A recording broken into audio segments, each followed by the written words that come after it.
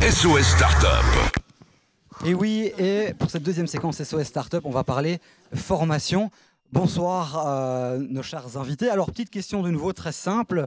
Je n'ai pas fait des études universitaires. Je ne suis pas sorti d'une école de gestion. Est-ce que le métier d'entrepreneur est fait pour moi? Aurélie? Bonsoir Davy. Ce serait très triste si jamais il fallait faire des études universitaires pour devenir entrepreneur. Ce serait triste et trop facile parce que il y en a qui réussiraient d'office et d'autres pas. Et je pense qu'il y a plein d'expériences qui nous montrent le contraire, de grands diplômés qui ratent et d'autres qui n'ont pas du tout niveau d'études et qui ont très bien réussi. Je pense qu'entreprendre, c'est une attitude. C'est une attitude, même si on n'a pas de formation, c'est de vouloir y aller, c'est d'attaquer, d'ouvrir les portes, de se connecter, de rester informé et de se former et éviter de tomber dans le piège classique de l'entrepreneur qui reste chez lui et qui pense qu'il est en train de développer la solution qui est tant attendue alors que le marché veut autre chose, donc sortir. Voilà. Une attitude que Thierry, toi, tu transmets, tu partages avec tes coachs, notamment dans les écoles secondaires, en 6e secondaire avec les mini-entreprises. Oui, c'est un fait. C'est vrai que l'objectif des mini-entreprises, l'objectif numéro un, c'est finalement de leur donner l'envie d'oser, de risquer, de prendre des risques. Parce qu'aujourd'hui, c'est quand même un des freins principaux qui ressort de pas mal d'études, c'est la peur du risque. Dans les mini-entreprises, on veut leur apprendre à prendre des risques calculés. On parlait tantôt de préparer, faire un business plan.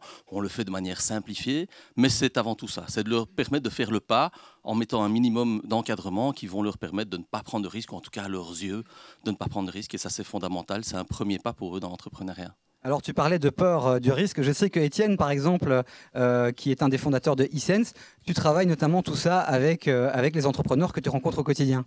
Mais oui, ça va te plaire, puisque nous, ce qu'on dit, c'est qu'il faut de l'énergie, et une bonne stratégie. Et donc, je pense effectivement, ne pas avoir de diplôme, c'est pas vraiment un problème. Beaucoup de créateurs de start-up n'ont pas de diplôme et ils ont la sagesse, et ça c'est très intelligent, de très très vite s'entourer de gens plus malins qu'eux et qui eux peut-être ont les diplômes et eux vont donner cette énergie, donner cette foi dans le projet, donner tout ce dash qui va faire la différence et qui va faire renverser des montagnes, et qui s'entourent de quelques personnes qui peut-être vont canaliser cette énergie et les aider à la canaliser vers des objectifs et des résultats avec une vraie organisation. Merci Étienne. Alors, on dit souvent que les jeunes sont scotchés à leur ordinateur. Alors ça tombe bien puisque Jean-François, toi tu as lancé une plateforme de coaching en ligne avec Wikipreneur. Oui, tout à fait. Donc j'abonde totalement dans tout ce qui se dit ici. Je pense qu'effectivement, il faut aller chercher de l'information, il faut aller chercher du réseau, il faut faire plein de choses. Mais ce que me disait Cédric Donte un jour, qui est le fondateur de Paris d'Isaac, qui a une magnifique réussite, il disait la différence entre les entrepreneurs et les autres, c'est que l'entrepreneur, à un moment, il arrête de réfléchir et il y va. Et il faut y aller. Et à un moment, on prend on prend son énergie et on y va et on se lance. Et c'est comme ça qu'on va réussir. Se lancer, ne pas être freiné par un manque de compétences. Il y a des formations, il y a des gens qui sont là pour partager et pour nous former. Merci à tous. C'est déjà la fin de cette deuxième séquence SOS Startup. J'espère qu'elle vous aura permis d'apprendre plein de choses.